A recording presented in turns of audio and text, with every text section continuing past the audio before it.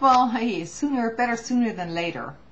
Uh, I listened to the speech that Obama gave in Berlin, and as some of I was born in that city, and I was raised and grew up there, and I'm an American citizen now and have lived here longer than I did in Germany. So I do consider myself pretty much an American, you would say.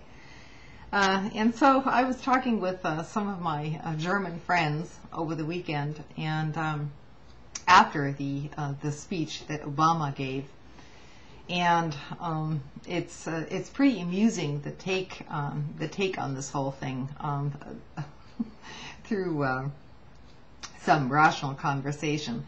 First of all, what you saw on TV and concerning the speech is of course nothing but electoral hoopla, to begin with.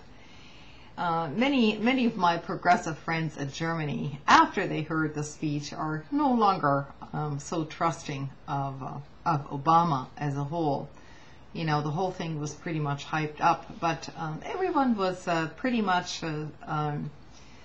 on the ball, I would say. First of all, and this is just an aside, nobody trusts any politician at this stage anymore. And obviously, Obama couldn't give that speech in front of the Brandenburg Gate, which is the symbol, the basic symbol of the city of Berlin, and also, basically the national symbol, a visual symbol of Germany. The reason for that is not so much because of what has gone on during the Third Reich. That also plays a big role, of course, and all these international speeches that have been given there since World War II.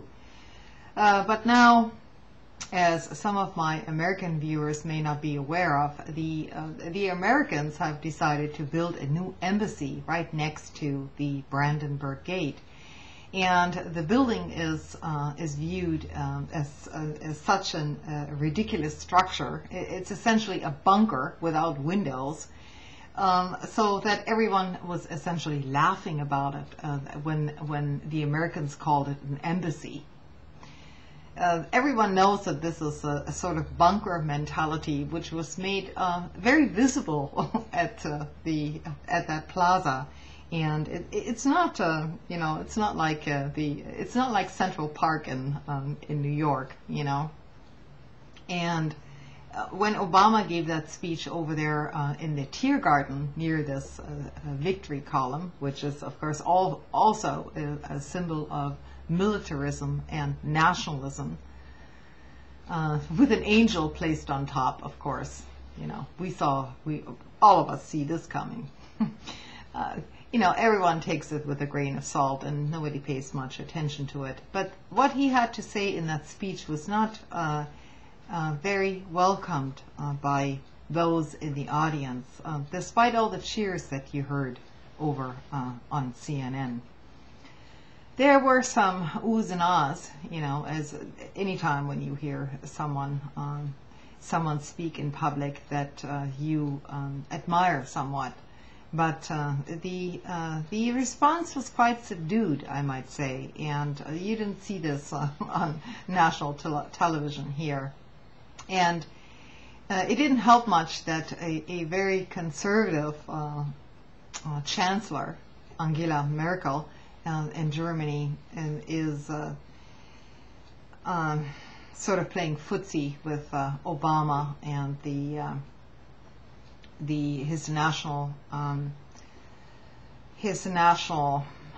his international policy objectives. I suppose she has some reservations about this also, particularly about expanding NATO duties, the role of the German military in Afghanistan. Most people in Germany want all Europeans out of the Middle East, and as do many Americans. And so what he was positing there in this speech is basically it was a fluff speech, to put it mildly.